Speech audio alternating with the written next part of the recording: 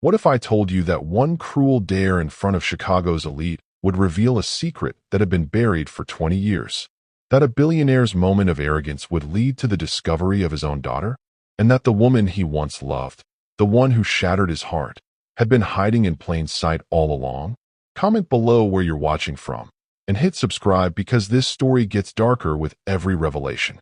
The Harborview Hotel's grand ballroom sparkled like a jewel box that Friday night. Crystal chandeliers cast dancing shadows across marble floors, while Chicago's wealthiest mingled beneath gilded ceilings that had witnessed decades of power deals and broken promises. But tonight felt different. Electric. Dangerous. Among the sea of designer gowns and custom tuxedos stood Alexander Grant, tech mogul worth $3 billion and counting. His steel gray eyes surveyed the charity gala with the calculating gaze of a predator sizing up prey. At 38, he'd built an empire by reading people's weaknesses, and tonight, he was hungry for entertainment. His fingers drummed against his whiskey glass as conversations swirled around him. Politicians, CEOs, society wives dripping in diamonds. All predictable, all boring. Then she caught his attention. Aria Blackwood moved through the crowd like a ghost, her black server's uniform a stark contrast to the opulence surrounding her.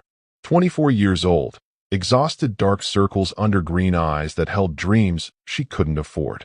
Her auburn hair was pulled back in a simple ponytail, and her hands, calloused from years of minimum-wage jobs, gripped champagne flutes like lifelines. Alexander's lips curved into a cruel smile. Perfect. Have you ever been the target of someone's entertainment? Comment, yes, if you've faced public humiliation. Tell me, sweetheart. Alexander's voice cut through nearby conversations as Aria approached his table. His words carried just loud enough for the surrounding elite to hear. Can you do more than balance glasses? Aria's steps faltered. Heat crept up her neck as dozens of eyes turned toward her. The kind of stares that stripped away dignity, that reduced her to nothing more than the hired help. I'm sorry, sir, she whispered, hoping he'd let it drop. But Alexander Grant never let anything drop. He stood, his 6-foot frame towering over her, designer suit worth more than she'd make in 5 years. I said, can you do anything besides serve drinks? Surely someone your age has talents. Laughter rippled through the crowd. Cruel, knowing chuckles from people who'd never worked a day in service. Aria's hands trembled. I need to get back to work. How about you sing for us? Alexander's voice boomed now, commanding attention from half the ballroom. Unless, of course, you're afraid. The word afraid hung in the air like a challenge. Around them, conversations died. Phone cameras began to lift. Social media vultures sensing blood. What would you do in Aria's position? Run or fight back? Tell us in the comments. Something inside Aria snapped. Not broke, snapped. Like a wire pulled too tight, finally finding its breaking point. She thought of her studio apartment with peeling wallpaper, of rejection letters from record labels, of dreams deferred for rent money and survival, of her mother, who'd vanished when Aria was 12, leaving behind only a note. Some dreams are too dangerous to chase. You want me to sing? Aria's voice found strength she didn't know existed. She set down her tray with hands that no longer shook. Fine. The crowd parted as she walked toward the grand piano, their whispers following like hungry ghosts. Alexander's smirk widened. He'd won. Humiliated the help in front of Chicago's most influential people. Tomorrow's gossip would be legendary. But as Aria's fingers found the piano keys, as her lips parted and the first note escaped, everything changed. Subscribe right now, because what happens next will shatter everything you think you know about this story. The voice that emerged wasn't just beautiful, it was haunting, ethereal. It carried 24 years of pain, loss, and longing. It soared through the ballroom like a wounded angel finding its wings. Alexander's smirk died. His whiskey glass slipped from nerveless fingers, shattering against marble floor. Because that voice, that impossible, achingly familiar voice, it sounded exactly like Celeste. But that's impossible. Celeste Moreau disappeared 20 years ago, leaving Alexander broken and bankrupt. She couldn't be connected to this nobody waitress, could she? The ballroom fell silent except for Aria's voice, weaving through notes that seemed to pull secrets from the very air. And Alexander Grant, Billionaire who'd never shown weakness, felt his carefully constructed world begin to crack. What he doesn't know yet. The girl destroying his composure with her voice is about to discover the shocking truth about her missing mother and why she really disappeared all those years ago. Comment below where you're watching from and hit subscribe because this story gets darker with every revelation. The first note hit the ballroom like lightning splitting open the sky. Aria's voice rose from somewhere deep within her soul, raw, haunting, achingly beautiful. It wasn't just singing, it was bleeding emotion into melody. Every sleepless night working double shifts. Every rejection letter that crushed her dreams a little more. Every memory of her mother's lullabies before the world went silent. The crystal chandeliers seemed to dim as her voice soared higher, filling every corner of the marble ballroom. Conversations died mid-sentence. Champagne glasses froze halfway to painted lips. Even the waitstaff stopped moving, trays forgotten in their hands. But it was Alexander Grant who felt the world tilt off its axis. His knees buckled. The whiskey glass he'd been holding shattered against the marble floor, amber liquid spreading like spilled secrets. Because that voice, that impossible, heart-stopping voice, it was Celeste. Not similar to Celeste. Not reminiscent of her. It was her. Every inflection, every tremor, every note that had once made him believe in forever. Tell us in the comments. Would you have had the courage to sing in front of your biggest critic? 20 years collapsed into nothing. Alexander was 28 again, sitting in a dingy Chicago club, watching a 19-year-old girl with midnight hair and eyes like starlight pour her soul into a microphone. Celeste Moreau, the woman who'd made him believe love could conquer anything. Until she vanished. The night before her record deal. The night before their wedding. Gone without explanation, leaving only a note. Some paths are too dangerous to walk together. He'd spent millions trying to find her. Private investigators. Missing persons cases. Dead ends that led to darker dead ends. She'd disappeared as completely as if she'd never existed. Except for the voice. Her voice had haunted his dreams for 2 decades. And now it was here. In this girl. This nobody waitress who couldn't be more than 24. Aria's song reached its crescendo, notes climbing impossibly high before floating down like falling stars. The ballroom held its breath, caught between heartbreak and heaven. Her green eyes glistened with unshed tears, but she never wavered, never broke. When the final note faded, silence stretched like a held breath. Then the applause exploded. Thunderous. Overwhelming. 200 of Chicago's most jaded elite rising to their feet, their practiced composure shattered by 24 years of pain transformed into beauty. But Aria barely heard it. Her eyes were fixed on Alexander Grant, watching the color drain from his face like he'd seen a ghost. His gray eyes, cold as winter storms moments before, now burned with something desperate and wild. Recognition.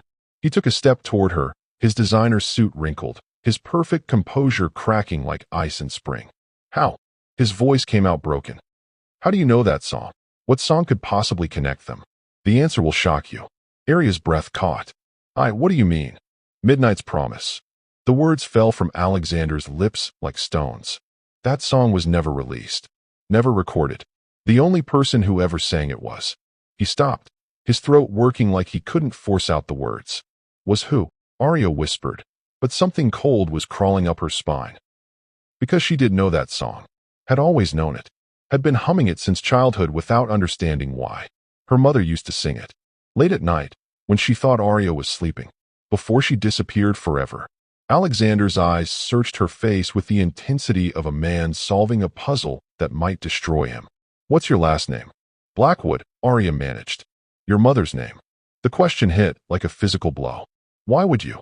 Your mother's name, Alexander repeated, his voice climbing toward desperation. The ballroom had gone quiet again, guests leaning in to catch every word of this bizarre confrontation between Chicago's most ruthless billionaire and a struggling waitress. Aria's hands shook. Celeste. Her name was Celeste. The name hung in the air like a curse. Alexander staggered backward as if she'd struck him. His face went white, then gray, then something beyond pale. Around them, whispers erupted like wildfire. Celeste Blackwood, he breathed. Moreau. Aria corrected automatically. Celeste Moreau. She changed it to Blackwood when. When what? When she ran. When she hid. when she abandoned her 12-year-old daughter without explanation. But Alexander was shaking his head, backing away from her like she carried something contagious, something terrifying. "No," he whispered. "No, that's impossible. Why is Alexander so terrified of Arya's mother? What secret is he hiding?" The crowd pressed closer, sensing drama that would fuel gossip for months. Phone cameras lifted, social media accounts prepared to explode. But all Arya could see was the man who'd humiliated her moments ago, now looking at her like she held the power to destroy his world. "Sir, I don't understand." "Celeste Moreau," Alexander said again, his voice hollow, "was supposed to marry me 20 years ago." The ballroom erupted. Gasps. Shocked whispers. The click of a dozen phone cameras. Arya felt the world spin around her. That's impossible. My mother never."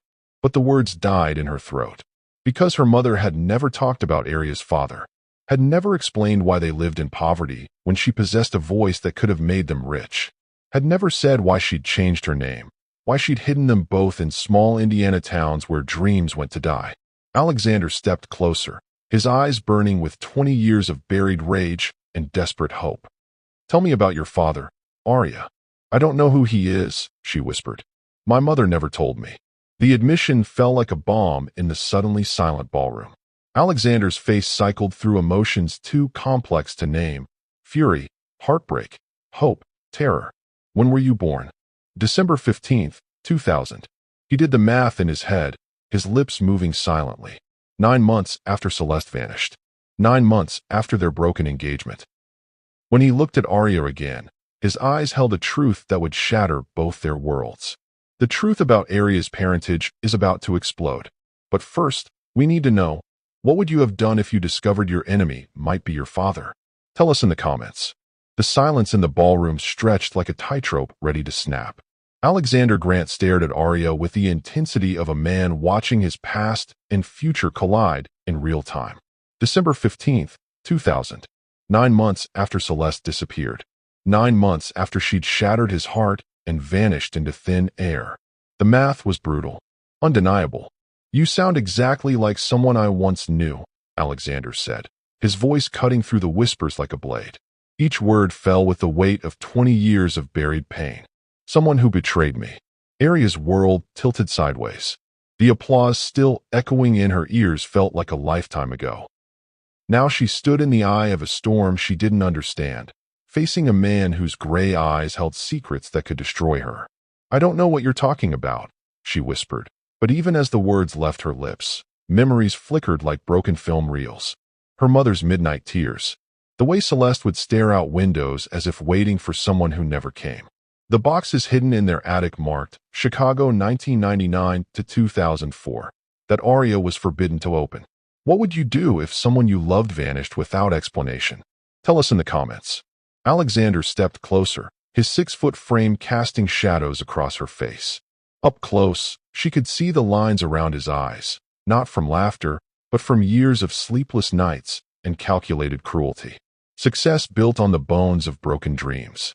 "Celeste Moreau," he said again, testing the name like a weapon. 5'6", green eyes, voice like an angel falling from heaven. "Ring any bells, sweetheart?" The description hit like physical blows. Her mother, every detail perfect except her eyes were brown. Arya said automatically, "My mother had brown eyes." Alexander's laugh was bitter as winter wind. "Colored contacts. Your mother was always good at hiding who she really was." The crowd pressed closer, phones recording every word. Tomorrow's headlines were writing themselves.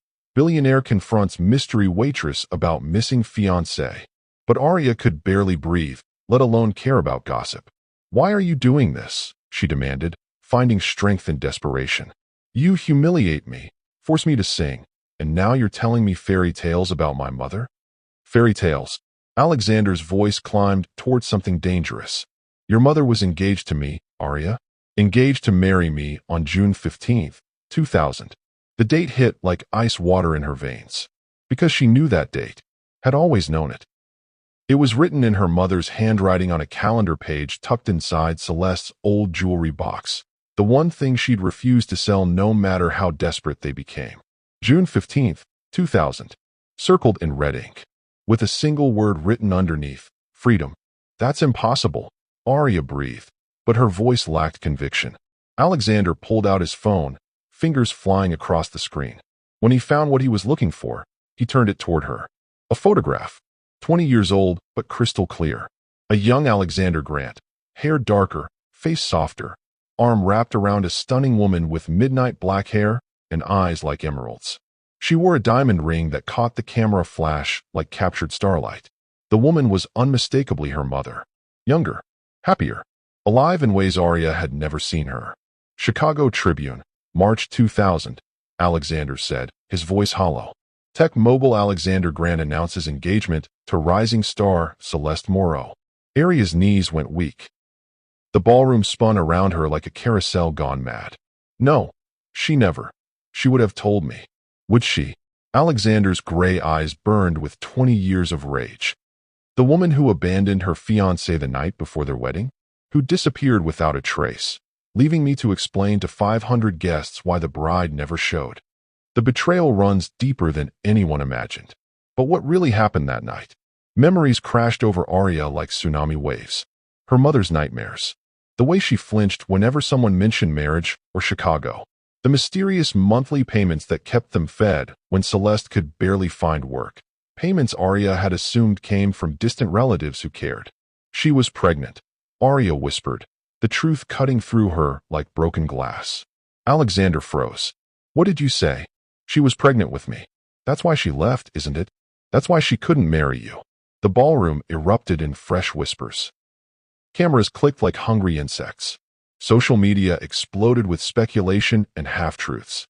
But Alexander Grant, billionaire who commanded boardrooms and crushed competitors without blinking, stood motionless as a statue. His face cycled through emotions too complex to name. Rage, heartbreak, betrayal, and underneath it all, something that looked dangerously like hope.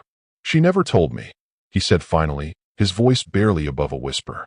Maybe she tried. Arya found her voice growing stronger, defending the woman who'd raised her in shadows and silence. Maybe she knew you'd never choose a pregnant fiancé over your precious empire. You don't know anything about what I would have chosen. Alexander's composure finally cracked, his voice booming across the marble floor. She made that choice for me. She decided I wasn't worthy of the truth. The crowd stepped back, sensing violence in the air. But Arya stood her ground, green eyes blazing with inherited fire. And what truth is that, Mr. Grant? That she loved you enough to disappear rather than trap you with a baby? That she spent 20 years working minimum wage jobs to keep me fed while you built your empire on other people's dreams?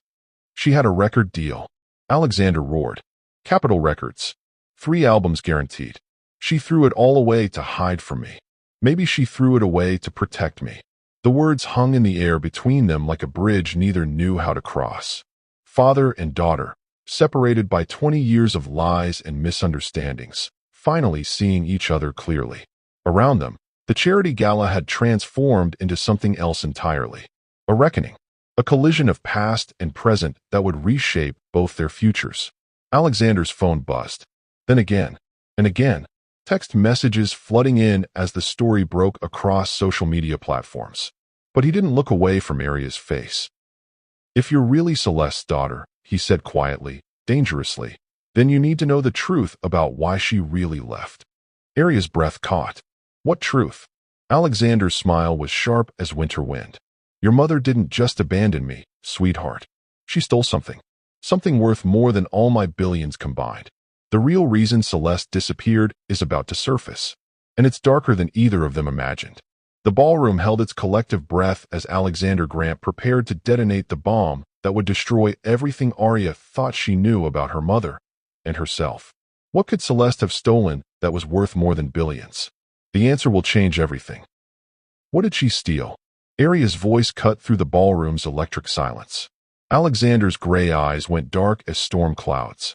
For a moment, he looked like he might not answer. Then, slowly, deliberately, he pulled out his phone again and scrolled to a different photo. This one was older, grainier.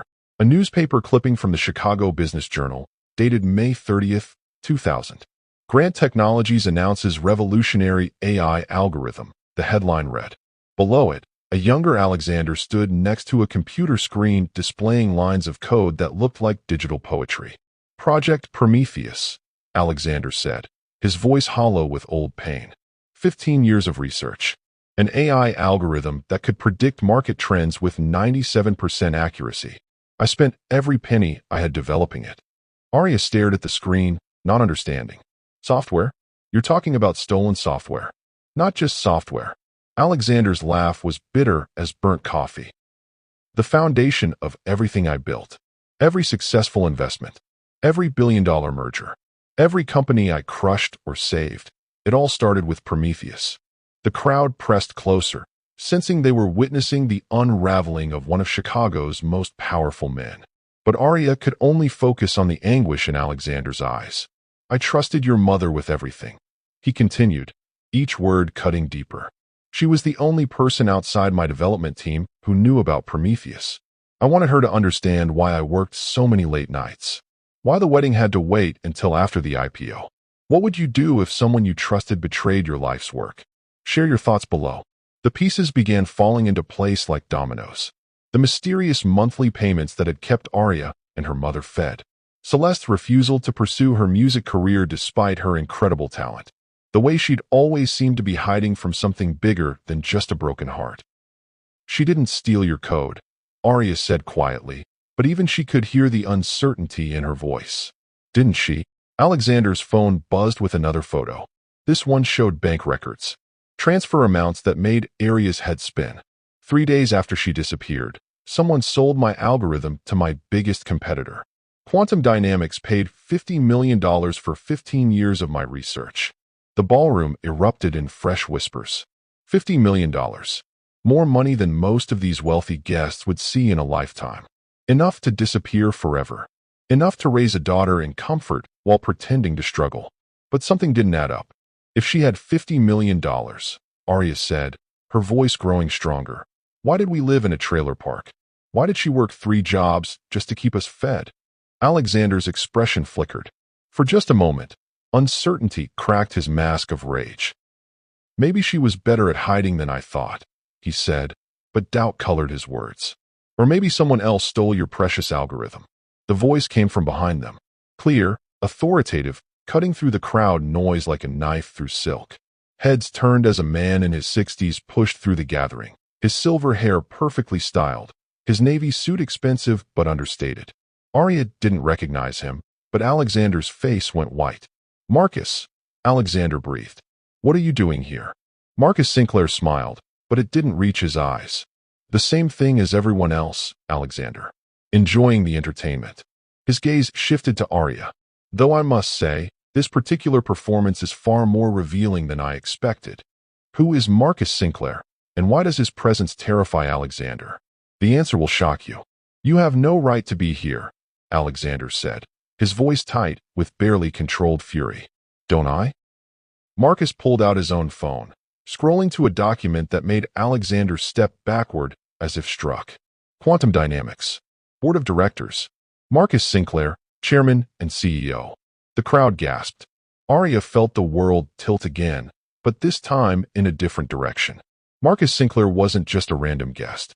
He was the man who'd bought the stolen algorithm. The man who'd built an empire on Alexander's stolen work. You, Alexander whispered. It was you all along. Marcus's smile widened.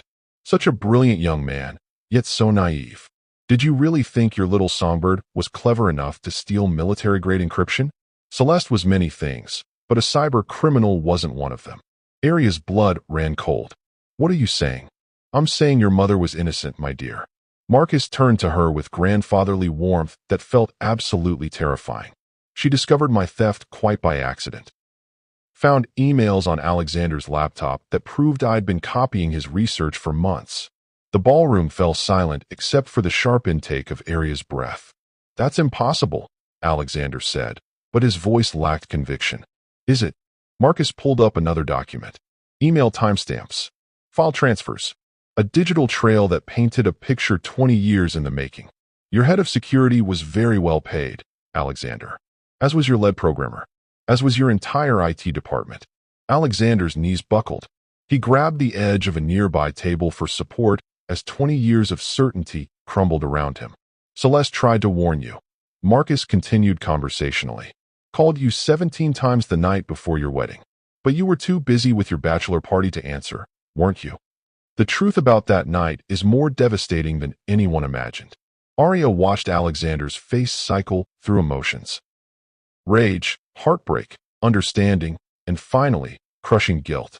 The man who'd built an empire on the ashes of his broken heart was learning that the fire had been started by someone else entirely. She knew, Alexander whispered. She knew you were stealing from me, and I wouldn't listen. Oh, it gets better, Marcus said with the casual cruelty of a man who'd waited 20 years for this moment. She also knew I'd threatened to kill you both if she exposed me, so she did the only thing she could think of. He turned to Arya with mock sympathy. She disappeared to protect the man she loved and the child she carried. The words hit Arya like physical blows. Her mother hadn't abandoned Alexander out of fear or selfishness. She'd sacrificed everything, her career, her love, her future, to keep them both alive. And the monthly payments. Arya's voice came out smaller than she intended. Marcus shrugged. Guilt money. I may be a thief, but I'm not completely heartless. I made sure Celeste and her daughter stayed fed. Consider it charity. Alexander straightened slowly, his gray eyes burning with 20 years of misdirected rage finally finding its true target. You destroyed us. You destroyed everything. I built an empire, Marcus corrected calmly. And now, thanks to this charming reunion, I get to destroy you all over again. Subscribe now before the next revelation destroys everything you think you know. The charity gala had become something else entirely. A reckoning 20 years in the making, with Arya caught in the center of a web of lies, theft, and sacrifice that she was only beginning to understand. But Marcus Sinclair wasn't finished. His next words would shatter what little remained of their world. Tell me, Alexander, he said softly, would you like to know where Celeste is now? The question hung in the ballroom air like poison gas. Would you like to know where Celeste is now? Arya's world stopped spinning. Her heart hammered against her ribs as Marcus Sinclair's words echoed through the marble halls. Around them, 200 of Chicago's elite held their breath, sensing they were about to witness either a reunion or a murder. Alexander's face had gone beyond pale into something approaching translucent. She's alive. Oh, very much so. Marcus smiled with the satisfaction of a man who'd been saving his best card for last.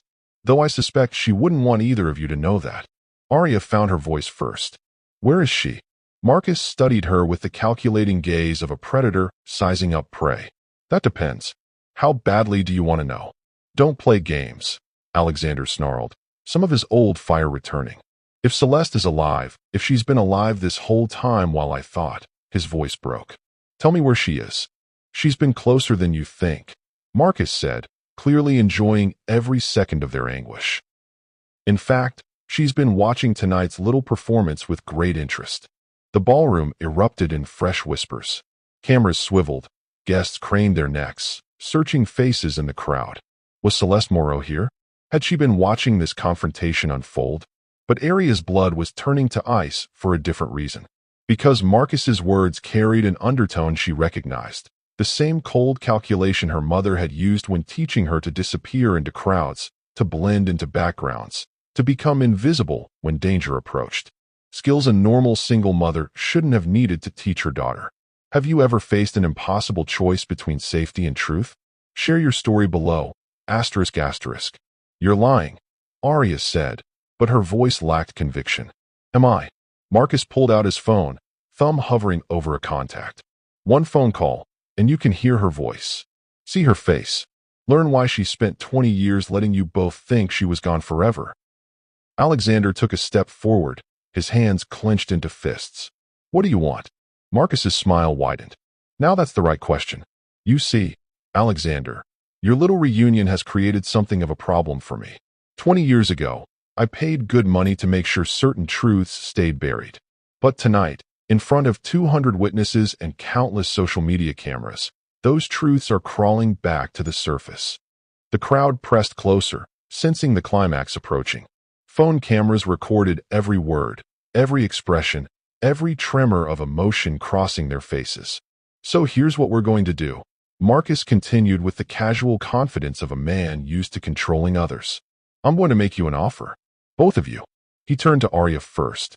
You, my dear, have a voice that could make you famous beyond your wildest dreams. I own 3 record labels, 5 radio stations, and half the streaming platforms in North America. One word from me, and you'll be on every billboard from here to Los Angeles. Arya's breath caught. The dream she'd chased for years, offered by the man who destroyed her family. All you have to do, Marcus said softly, is walk away. Forget about tonight. Forget about your mother. Forget about dear Alexander here. Take the contract, make your millions, and never speak of this again. The offer hung in the air like a golden noose. And if I refuse? Arya managed. Marcus shrugged. Then you go back to serving drinks and wondering why your mother never loved you enough to stay. Alexander exploded. You son of a... Careful, Marcus warned, his voice cutting through Alexander's rage like ice through fire. Because I have an offer for you too. He turned to face the billionaire who'd spent 20 years building an empire on stolen foundations. Your company, Alexander. Grant Technologies. Worth what now? 12 billion? 15. Get to the point. My point is that your entire fortune is built on my algorithm. Prometheus was mine before it was yours. I have documents, timestamps, emails that prove it. One lawsuit, and I take everything you've built. Alexander's jaw worked silently. Around them, the crowd could smell blood in the water. Unless, Marcus continued, you're willing to make a deal. Sign over 60% of Grant Technologies to me. Keep your billions, keep your reputation, keep your precious empire. All you have to do is never speak of Celeste again. Never search for her. Never acknowledge that the daughter you never knew existed is standing 3 feet away from you. The ballroom fell silent except for the distant sound of sirens. Someone had called the police, or the press, or both. Arya stared at Alexander, watching the impossible choice tear him apart. He could have his empire or his family, but not both. Just like her mother had been forced to choose 20 years ago. There's a third option, a new voice said from the back of the ballroom. All heads turned as an elderly man pushed through the crowd, his silver hair thin but distinguished, his dark eyes sharp with intelligence. He walked with the aid of a cane, but his presence commanded attention like gravity pulling planets into orbit. Arya didn't recognize him, but Alexander's face went white. Thomas, Alexander breathed. Marcus Sinclair's composure cracked for the first time that evening. You're supposed to be dead. Reports of my death, the old man said dryly, have been greatly exaggerated. Who is Thomas, and why does his arrival change everything? Asterisk asterisk. Thomas Harper smiled at Arya with grandfatherly warmth. My dear girl, you have your grandmother's eyes. The words hit like lightning. Arya's grandmother had died when she was 3. She barely remembered her. But those eyes, I don't understand, Arya whispered. Thomas turned to address the crowd, his voice carrying the authority of someone used to being heard. Ladies and gentlemen, allow me to introduce myself. Thomas Harper, retired music producer, former head of A&R at Capitol Records. The crowd murmured with recognition. Thomas Harper was a legend, the man who discovered half the voices that defined American music. And, Thomas continued, his eyes twinkling, Arya's grandfather. The ballroom erupted. Gasps, shouts, camera flashes like lightning storms. But Arya could only stare at the man who claimed to be family she'd never known existed. That's impossible, she breathed. My grandparents are dead. Thomas chuckled. Your mother was always dramatic. No, my dear. Very much alive. And very proud to meet the granddaughter who inherited the Harper voice. Alexander found his voice first. The Harper voice? Oh yes, Thomas said, leaning on his cane. Celeste didn't just steal your heart, Alexander. She inherited something far more valuable. A genetic gift that's been in my family for 5 generations. Perfect pitch. Emotional resonance that can break hearts or heal souls. The ability to make people believe in magic through music. He looked at Arya with eyes that held 20 years of longing. And now it lives in you. The family secret that changes everything is about to be revealed. But first, what would you choose? Fame and fortune, or the truth about your family? Asterisk asterisk. Marcus Sinclair stepped forward, his composure restored but his eyes burning with frustration. This changes nothing. My offers stand. But Thomas Harper smiled with the confidence of a man holding all the aces. "Actually, Marcus," he said softly, "it changes everything. Because I have something you want more than revenge. Something you've been searching for since you stole Alexander's algorithm 20 years ago." He reached into his jacket and pulled out a small device. A USB drive that looked utterly ordinary but made Marcus step backward as if it contained nuclear material. "The original Prometheus code," Thomas said calmly, "complete with timestamps, development logs, and proof of who really created it. Proof that will not only destroy your empire, but put you in federal prison for the rest of your life." The ballroom fell silent as death. Marcus's face went through a rainbow of emotions: fear, rage, desperation, calculation. "How did you get it?" Thomas chuckled. "Celeste may have been many things, but she was never stupid. The night she discovered your theft, she didn't just call Alexander. She called me, and I helped her copy everything before she disappeared. The real power player has been hiding in plain sight all along. Asterisk asterisk."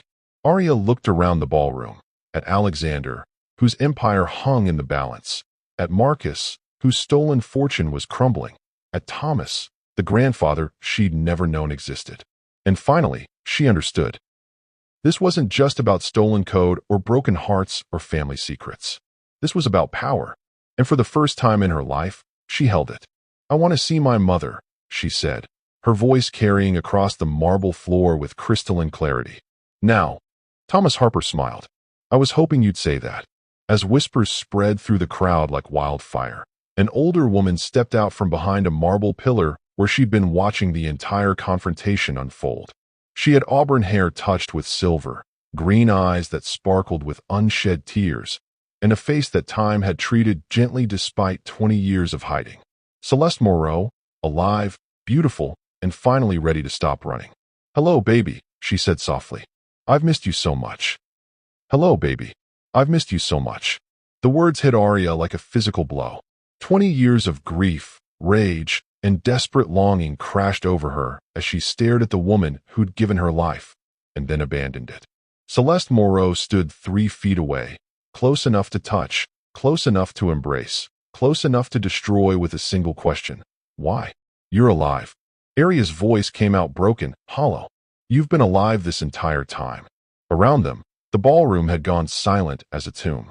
Phone cameras captured every tear, every tremor, every heartbeat of a reunion that Chicago society would gossip about for decades. Celeste took a tentative step forward, her green eyes, the same eyes Arya saw in every mirror, glistening with unshed tears. "I know you must hate me." "Hate you?" Arya's voice climbed toward hysteria. "I grieve for you. I thought you were dead."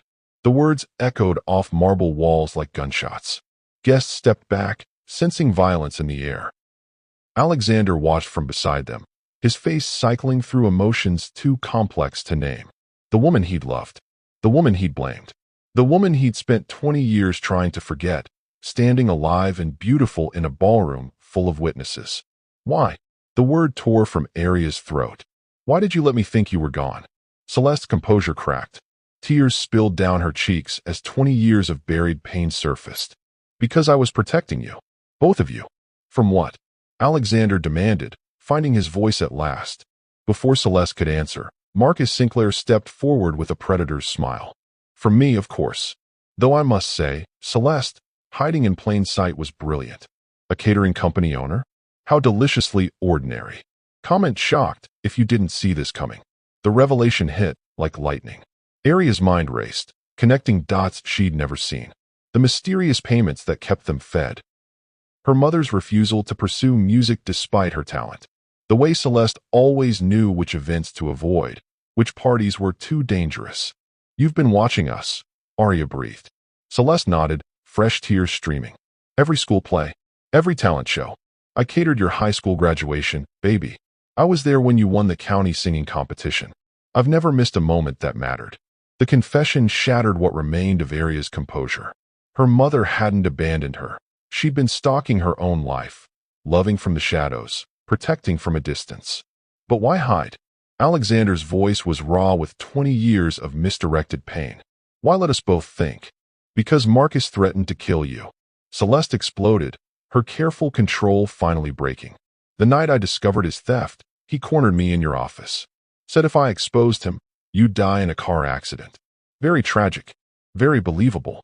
Marcus chuckled. Such dramatics. Though I must admit, the threat worked beautifully. Alexander turned on him with murderous rage. You? Careful, Marcus warned. We're in public, after all. But Thomas Harper stepped between them, his cane tapping against marble. Actually, Marcus, we're in private. This ballroom has been cleared. Exit sealed. Just family now. Only then did Arya notice the ballroom had emptied except for security guards at every door. No guests. No cameras. Just the 5 people whose lives had been shattered by 20 years of lies. What's happening? Arya whispered. Thomas smiled grimly. Justice, my dear. Something long overdue. He held up the USB drive containing the original Prometheus code. You see, Marcus, I've spent 20 years gathering evidence. Not just about the algorithm theft, but about everything else. The bribes, the murders, the families you've destroyed. Marcus's face went pale. You can't prove anything. Can't I? Thomas pulled out his phone, scrolling to a video file. When he pressed play, Marcus's voice filled the ballroom. She needs to disappear permanently. Make it look like an accident. And if that singing brat of hers gets in the way, eliminate her too. The words hung in the air like poison gas. Arya's blood turned to ice. You tried to have me killed. Multiple times, Thomas said sadly. Car accidents. Food poisoning. That fire in your apartment building last year. Oh, Marcus. Alexander's hands clenched into fists. You sick son of a... Now, Marcus said, but his voice had lost its casual confidence. You can't prove I said those things. Thomas smiled. Voice recognition software, Marcus. Same technology you used to steal Alexander's work. Quite ironic, really. But Marcus wasn't finished. His hand moved to his jacket, and when it emerged, he was holding a small silver pistol. Enough, he snarled. 20 years I've waited for this family reunion. Time to end it properly. The gun swung toward Arya, but Alexander moved faster than thought, throwing himself between them. The gunshot echoed through the ballroom like thunder. Alexander collapsed, crimson spreading across his white shirt. No, Celeste screamed, dropping to her knees beside him. But as chaos erupted around them, an elderly man stepped out of the shadows near the back wall. Silver hair, kind eyes, wearing a janitor's uniform that had been the perfect camouflage. Federal Bureau of Investigation, he announced calmly. Marcus Sinclair, you're under arrest. The FBI has been watching all along. But who is this mysterious agent? Marcus spun toward the voice, gun raised. But Thomas Harper's cane caught him across the wrist. The weapon went flying, clattering across marble floor. More agents emerged from behind pillars, from service doors, from every shadow. The ballroom filled with federal officers who'd been watching, waiting, recording every word. Special Agent Robert Chun, the elderly janitor said, producing his badge. We've been investigating quantum dynamics for 3 years. Tonight's confession just sealed your fate, Mr. Sinclair. Arya knelt beside Alexander, her hands pressed against the blood seeping through his shirt. Stay with me, she whispered. Please don't die. I just found you. His gray eyes found hers, and for the first time, she saw her own features reflected in his face.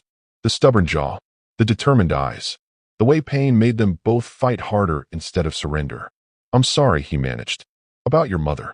About everything. Save your strength, Celeste said, her hands joining Arya's in trying to stop the bleeding. Paramedics are coming. Thomas Harper knelt beside his granddaughter, his eyes soft with 20 years of suppressed love. You have choices to make now, little one. The truth is finally out. Marcus will go to prison, but what happens next is up to you. Arya looked around the blood-stained ballroom, at her dying father, at her mother, alive but broken, at her grandfather, who'd orchestrated this entire confrontation, at the family she'd never known she had, finally united by violence and truth. I choose all of you, she said simply. Whatever comes next, we face it together. As sirens wailed outside the Harborview Hotel and Marcus Sinclair was dragged away in handcuffs, 3 generations of a shattered family held each other in a ballroom that had seen the end of one story and the beginning of another. But Alexander's blood on the marble floor reminded them all that some reunions come at a price too steep to calculate. The family is finally together, but will Alexander survive? And what secrets does Thomas Harper still hold? The ambulance sirens faded into Chicago's night as Alexander was rushed to Northwestern Memorial Hospital. Aria sat in the back, her hands still stained with her father's blood, watching monitors beep with the rhythm of a life hanging by threads. "He's stable," the paramedic said, but his eyes told a different story. In the hospital waiting room, 3 generations of the Harper family sat in stunned silence. Celeste clutched Aria's hand like a lifeline. Thomas paced with his cane, his FBI contacts ensuring they had privacy despite the media circus outside. "I need to know everything," Aria said finally. "No more lies. No more protection. Everything." Thomas stopped pacing. "Are you sure, little one? Some truths cut deeper than bullets." "I'm sure." Celeste took a shaky breath. "It started with your voice. The Harper gift. Every generation, one child inherits it. My grandmother could make grown men weep with a lullaby. My mother stopped a riot in Detroit with a single song." "And you?" Aria asked. "I could have been the biggest star in the world." Celeste's voice carried 20 years of buried dreams. "But I fell in love with a brilliant, stubborn man who worked 18-hour days building the future." Thomas sat heavily in the plastic chair. "I warned her about Alexander. Said he was too driven, too ambitious. But she saw something in him that reminded her of herself. The family gift comes with a terrible price. What would you sacrifice for the people you love?" "When I discovered I was pregnant," Celeste continued, "I was terrified. Not of being a mother, but of what Marcus might do. He'd already killed Alexander's head programmer for asking too many questions about the algorithm." Aria's blood chilled. "He murdered someone?" "Made it look like a heart attack," Thomas said grimly. "We couldn't prove it then. Can now." A doctor emerged from the surgical wing, still in scrubs. "Family of Alexander Grant." They stood as one. Celeste, Aria, and Thomas. 3 people who'd spent 20 years scattered by lies, now united by love and fear. "The surgery went well," the doctor said. "The bullet missed major organs, but he lost a lot of blood. He's asking for someone named Aria." Aria's heart hammered as she followed the doctor down sterile corridors. Alexander lay connected to machines, his face pale but alert. When he saw her, his gray eyes, so much like her own, filled with something she'd never seen there before. "Hope, you came," he whispered. "I'm your daughter," Aria said simply. "Where else would I be?"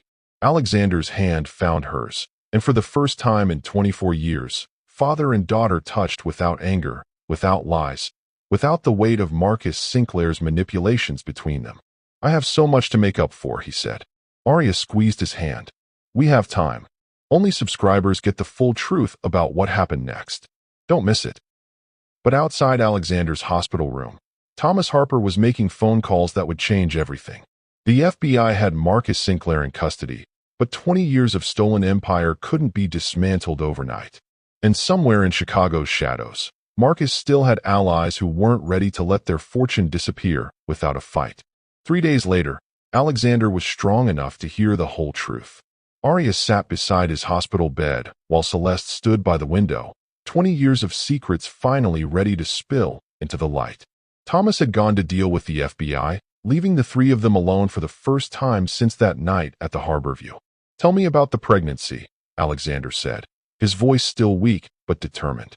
"Tell me why you couldn't trust me with the truth." Celeste turned from the window, tears already streaming. "Because you would have done something heroic and stupid, and Marcus would have killed you for it." She sat on the edge of his bed, her hand trembling as she touched his face. "The night I found out I was pregnant, I was terrified, but also happy. I wanted to tell you immediately." "What stopped you?" "Marcus cornered me in your office that same night. Said he knew about the baby. Said if I exposed his theft, he'd make sure neither you nor our child lived to see morning." Alexander's jaw clenched. "So you ran."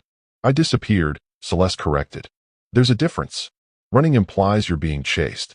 I was hunting." Aria leaned forward. "Hunting what?" "Evidence. Proof. Something that could destroy Marcus without putting you both at risk." Celeste's voice grew stronger, more determined. "I spent months gathering documents, recording conversations, building a case that would put him away forever." "But you never used it," Alexander said. "Because Marcus was always one step ahead. Every time I got close to exposing him, another body would turn up. Alexander's business partners, his programmers, Anyone who got too curious about quantum dynamics. Would you sacrifice your dreams to protect the people you love? Tell us below. Thomas entered the room, his face grim. We have a problem. All three turned toward him as he closed the door and activated a small device that would block any listening devices. Marcus made bail, he said simply. The words hit like ice water. Alexander tried to sit up, wincing as his wounds pulled. That's impossible. Murder charges. His lawyers are very good. And very expensive. He's out on $50 million bail, claiming the recordings were fabricated. Arya felt the world tilt. He's going to come after us. Not if we get to him first, Celeste said, her voice carrying steel that Arya had never heard before. She walked to the room's small closet and reached behind the coat hangers. When her hand emerged, it held a thick manila envelope sealed with evidence tape. 20 years I've been waiting for this moment, she said, placing the envelope on Alexander's bed. Every transaction, every murder, every dirty deal Marcus Sinclair has made since he stole your algorithm. Alexander stared at the envelope like it contained nuclear material. How did you? I never stopped investigating. Never stopped gathering evidence. I spent 20 years building the perfect trap. Celeste smiled, and for the first time since the hospital, she looked like the fearless woman who'd fallen in love with a brilliant young programmer. And now it's time to spring it. Thomas nodded approvingly. The FBI is ready to move, but they need one more piece. Proof that Marcus is still actively trying to eliminate threats. What kind of proof? Arya asked, though she was afraid she already knew the answer. Celeste looked at her daughter with eyes that held 20 years of suppressed maternal fire. The kind that requires bait he can't resist. The plan was insane. Dangerous. And absolutely necessary. You want me to sing? Arya said, staring at the concert flyer Thomas had just handed her. At Navy Pier, in front of 10,000 people, while Marcus Sinclair is free and homicidal. It's the perfect trap, Celeste said from her position guarding the hospital room door. Marcus won't be able to resist. The granddaughter of Thomas Harper, daughter of his greatest enemy, singing in public? His ego won't let it slide. Alexander struggled to sit up straighter. Absolutely not. It's suicide. It's justice, Thomas corrected. The FBI will have snipers, undercover agents, every security measure imaginable. But they need Marcus to make a move. To prove he's still trying to eliminate the Harper family. Arya looked at the flyer again. Navy Pier Summer Concert Series. Tomorrow night. She looked up at her grandfather. You arranged this. I've been arranging a lot of things for 20 years, little one. This concert. Your mother's catering business. Yes, I set that up so she could watch you perform. Even your apartment building. Why do you think the rent was so affordable? The revelations kept coming like body blows. You've been controlling my entire life? Protecting, Thomas corrected gently. There's a difference. Every teacher who encouraged your music, every scholarship that appeared mysteriously, every opportunity that seemed too good to be true, it was all real. I just made sure they found you. Have you ever had a guardian angel you didn't know about? Share your story. Celeste sat beside Arya, taking her hands. I know it feels like manipulation, but we were desperate to keep you safe while still letting you live your dreams. My dreams, Arya repeated hollowly. Were they even mine? Your voice is yours, Alexander said from his hospital bed. Your talent, your passion, your determination, that all came from you. We just provided opportunities. Thomas pulled up security footage on his phone. Watch this. The screen showed Arya at age 16, singing at a high school talent show. Her voice soared through the auditorium, bringing the audience to tears. In the back of the room, barely visible in the shadows, stood a woman with auburn hair. Mom, Arya breathed. I never missed one, Celeste whispered. Not one performance. Not one moment that mattered. And this? Thomas swiped to another video. Arya at 18, singing at a Chicago coffee shop. The crowd was sparse, but in the corner booth sat a man with silver hair, tears streaming down his face. You were there too. Always, Thomas said. Both of us. Watching. Protecting. Waiting for the day we could finally be a family again. The hospital room fell silent except for the beeping of Alexander's monitors. For people, bound by blood and 20 years of sacrifice, finally understanding the price that love sometimes demands. The concert, Arya said finally. If I do this, if I sing tomorrow night, what happens to Marcus? He goes to prison for life, Thomas said. The FBI has everything they need except proof of current criminal intent. One assassination attempt in front of 10,000 witnesses should do it. Alexander struggled to swing his legs over the side of the bed. I'm going with you. You just had surgery, Celeste started. 20 years ago, I let fear and stupidity cost me the woman I loved and the daughter I never knew. I'm not missing this. Arya looked around the room at her family. Her brilliant, stubborn father. Her fierce, protective mother. Her manipulative but loving grandfather. All of them damaged by Marcus Sinclair's greed. All of them ready to risk everything for justice. Okay, she said. Let's end this. Navy Pier glittered like a jewel against Lake Michigan's dark waters. 10,000 people filled the outdoor amphitheater, unaware they were about to witness either a concert or a murder. Behind the stage, Arya stood in a simple black dress that echoed the server's uniform she'd worn 3 nights ago at the Harborview Hotel. Her hands trembled as she tuned the guitar Thomas had given her, the same guitar her mother had played 20 years ago. Remember, Agent Chin said through her nearly invisible earpiece, once you start singing, we'll have eyes on every inch of that crowd. The moment Marcus makes a move, we've got him. Alexander sat in a wheelchair beside the stage, his chest wrapped in bandages but his gray eyes burning with determination. Celeste stood beside him, her hand on his shoulder, both of them ready to die before they'd let their daughter face this alone. Thomas took the stage first, his cane tapping against the wooden platform as he approached the microphone. Ladies and gentlemen, his voice carried across the water. Tonight you're going to hear something special. A voice that's been hidden for 20 years. A talent that represents the best of what music can be. In the crowd, FBI agents spotted their target. Marcus Sinclair sat in the VIP section, surrounded by bodyguards, his eyes fixed on the stage with predatory intensity. Please welcome, Thomas continued, my granddaughter, Arya Harper. The crowd erupted as Arya walked into the lights.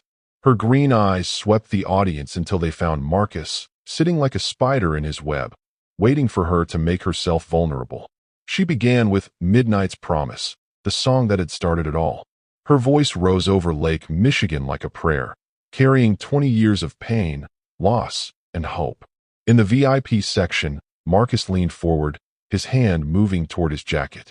FBI agents tensed, ready to move. But as Arya's voice climbed toward the chorus, something unexpected happened. Marcus Sinclair began to cry. If you're not subscribed yet, you'll miss the shocking finale. Hit subscribe now.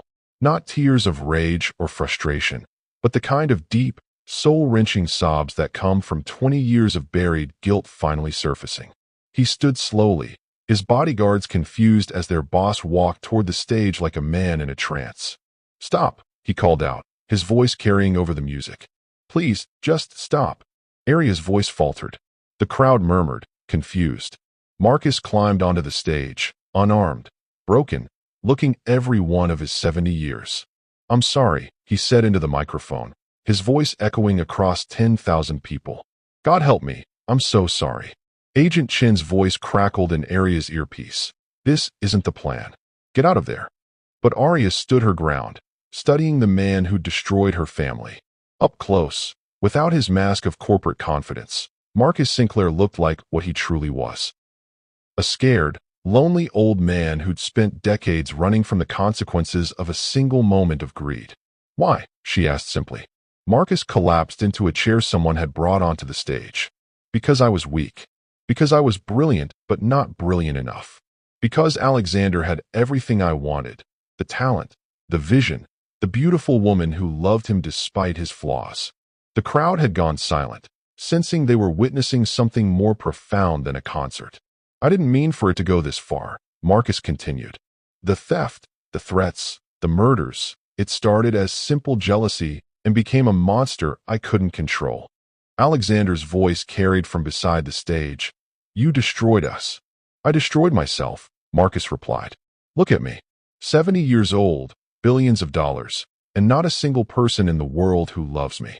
While you, even after 20 years apart, even after everything I did, you found each other again. He looked at Arya with eyes full of regret. Sing, he said quietly. Finish the song. Let me hear what real beauty sounds like before they take me away. Arya looked at her family, her father in his wheelchair, her mother standing guard, her grandfather watching with tears in his eyes. 3 generations united by love and scarred by one man's greed. She began to sing again, but this time, her voice carried something different. Not just pain, but healing. Not just loss, but redemption. As her final note faded across Lake Michigan, Marcus Sinclair stood and walked to Agent Chen. "I'm ready," he said simply. "I'm ready to confess to everything." The handcuffs clicked shut on 20 years of stolen dreams. But for the first time since that night at the Harborview Hotel, the Harper family was finally, truly free. In the crowd, 10,000 people rose to their feet, applauding not just a performance, but a moment of grace none of them fully understood, but all of them felt in their souls. Justice, it turned out, sometimes sounded like forgiveness sung in a voice that could heal the world. Marcus Sinclair's confession should have been the end of the story. But as FBI agents led him away from the Navy Pier stage, his words echoed in Aria's mind with disturbing clarity. "I didn't mean for it to go this far." The implication was chilling. If Marcus hadn't meant for things to escalate, who had been pulling the strings? 3 days later, Alexander was finally released from the hospital. The Harper family gathered in his penthouse overlooking Lake Michigan, their first real family dinner in 24 years. "Something's not right," Aria said, pushing food around her plate. Marcus gave up too easily. Thomas nodded grimly. "I've been thinking the same thing. A man doesn't build a 20-year criminal empire without contingency plans." "What kind of contingency plans?" Celeste asked, though her voice suggested she already feared the answer. Alexander's phone buzzed with an emergency alert from Grant Technologies. His face went pale as he read the message. "The company's been frozen," he said slowly. "All assets, all accounts. Federal investigation into what the hell?" He turned the phone screen toward them. The headline from Chicago Business Journal made Aria's blood run cold. Grant Technologies CEO Alexander Grant under investigation for algorithm theft and murder conspiracy. "That's impossible," Celeste breathed. "We proved Marcus was the thief." Thomas was already pulling up news feeds on his tablet. Every major outlet was running the same story. FBI sources claiming new evidence showed Alexander Grant had orchestrated the entire conspiracy, using Marcus Sinclair as a patsy. "They're saying I stole my own algorithm?" Alexander's voice climbed toward disbelief. "That I murdered my own employees?" Aria felt ice forming in her stomach. Who would have access to plant this evidence? What would you choose? Safety or your dreams? Tell us in the comments. The answer came in the form of a slow clap from the penthouse's private elevator. Agent Robert Chen stepped into the living room, but he was no longer dressed as a janitor. Expensive suit, gold watch, the bearing of a man accustomed to power. "Bravo," he said, applauding mockingly. "Truly spectacular. I almost believed the touching family reunion myself." Thomas stood slowly, his hand tightening on his cane. "Robert, I should have known." "You should have," Chen agreed. 30 years of partnership, and you never suspected I might have my own agenda." The truth hit Aria like a physical blow. "You're not FBI." "Oh, I am. But I'm also something much more valuable." Chen smiled with the cold satisfaction of a predator who'd been hunting for decades. "I'm the man who's been protecting Marcus Sinclair's empire while he played the role of convenient villain." Alexander struggled to his feet, his wounds still tender. "You orchestrated this entire thing. Every beautiful moment," Chen confirmed. Marcus thought he was the mastermind, but he was always just the face of the operation. The public enemy everyone could hate, while I pulled the real strings from inside the bureau. Celeste moved protectively in front of Aria. "What do you want?" "What I've always wanted. Prometheus. The original algorithm that makes billionaires out of clever men." Chen's eyes glittered with 20 years of suppressed greed. Marcus was useful for acquiring it, but he was always too emotional, too guilty. "I prefer a cleaner approach." He pulled out his phone, showing them a video feed. Marcus Sinclair in a federal holding cell, looking broken and defeated. "Suicide watch," Chen said conversationally. "Amazing how often white-collar criminals take their own lives rather than face the consequences, especially when their cell doors mysteriously malfunction." The threat was crystal clear. Marcus would die in custody, Alexander would take the blame for everything, and Chen would walk away with a stolen empire. "There's just one problem," Thomas said quietly. Chen raised an eyebrow. "Oh." Thomas smiled and pressed a button on his phone. Immediately, The penthouse's security system activated, locking down every exit. You're not the only one who's been planning for 30 years. The elevator doors opened again, revealing genuine FBI agents. Ones Chen clearly didn't recognize. Agent Chun, the lead officer said, "You're under arrest for conspiracy, murder, and treason." Chen's composure finally cracked. "This is impossible. I control the Chicago field office." "You controlled the Chicago field office," the agent corrected. "Internal Affairs has been investigating you for 2 years. Every conversation, every manipulation, every crime you thought was hidden." As handcuffs clicked around Chen's wrists, he looked at the Harper family with pure hatred. "You think this ends it?" he snarled. "There are others. People who've built their fortunes on what Marcus stole. They won't let this family destroy 20 years of investment." The agents dragged him toward the elevator, but his final words echoed through the penthouse like a curse. "This isn't over." 6 months later, the Chicago theater was sold out for the most anticipated concert of the decade. Aria Harper, no longer hiding behind the name Blackwood, stood in the wings, wearing a dress that shimmered like starlight. Around her, the backstage area buzzed with controlled chaos. Sound technicians, backup musicians, and family members who still couldn't quite believe this moment was real. Alexander appeared beside her, no longer needing a wheelchair, but still moving carefully. The bullet scar was hidden beneath his tailored suit, but the emotional scars had healed into something stronger. "Nervous?" he asked. Aria smiled. "Terrified." "You." "Same." He squeezed her hand. "Your mother would be so proud." "Is proud," Celeste corrected, stepping into view wearing an elegant gown that transformed her from the hidden catering owner into the stunning woman who'd once been destined for stardom herself. Thomas approached with his cane, but his steps were lighter now, unburdened by 20 years of secrets. "Ladies and gentlemen, are we ready to show Chicago what the Harper family can really do?" The plan was audacious. Instead of Aria performing alone, all 3 generations would take the stage together. Thomas on piano, Celeste and Aria harmonizing, with Alexander reading from his original Prometheus code, turned into poetry that celebrated innovation over theft, creation over destruction. As the curtain rose, 3,000 people rose to their feet. The audience included everyone from tech moguls to struggling artists, from federal judges to former enemies who'd found redemption. Marcus Sinclair sat in the front row, having been granted supervised release to attend. Prison had aged him, but his eyes held something they'd lacked for 20 years: peace.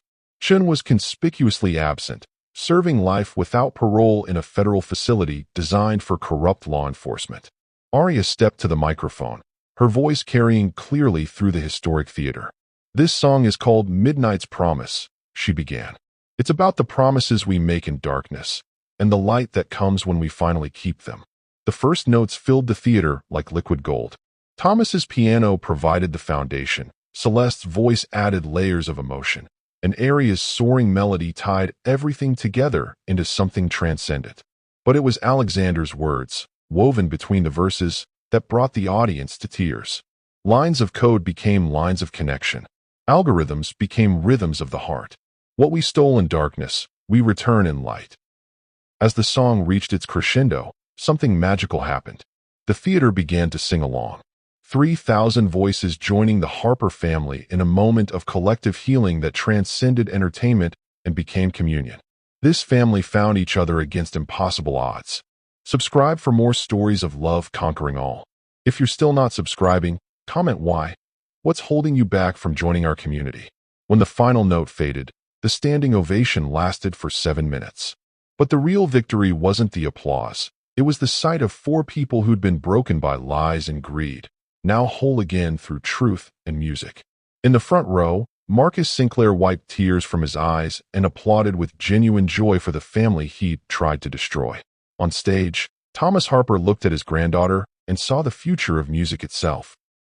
Beside him, Celeste and Alexander held hands for the first time in 20 years, their love stronger for having survived the worst that hatred could inflict. And at the center of it all, Aria Harper sang an encore that wasn't planned. A simple lullaby her mother had taught her long ago, about dreams that survive in darkness until they're strong enough to flourish in light. As the curtain fell on the Chicago theater, it rose on a new chapter for the Harper family. One where voices weren't hidden, talents weren't stolen, and love didn't require sacrifice. The algorithm that had started as theft became the foundation for a music scholarship program. The billions that had been built on lies were redirected toward helping struggling artists find their voices. And the family that had been shattered by greed was reforged into something even stronger. Living proof that some melodies are worth waiting 20 years to hear. In the audience, a young girl with her mother's green eyes and her grandmother's voice hummed along to the lullaby, already dreaming of the day she might take that same stage. The Harper legacy would continue, but this time, it would be built on truth, love, and the understanding that the most powerful algorithm of all is the one that connects human hearts through music. The end. If this story of redemption, family, and the power of truth moved you, there are more tales of love conquering impossible odds coming your way. Hit that subscribe button to join our community of dreamers who believe that every voice deserves to be heard, every family deserves healing, and every story deserves an ending where love wins. And if something's still holding you back from subscribing, maybe you've been hurt by false promises or disappointed by stories that didn't deliver, drop a comment and tell us what's on your heart. This community is built on understanding that everyone's voice matters, including yours.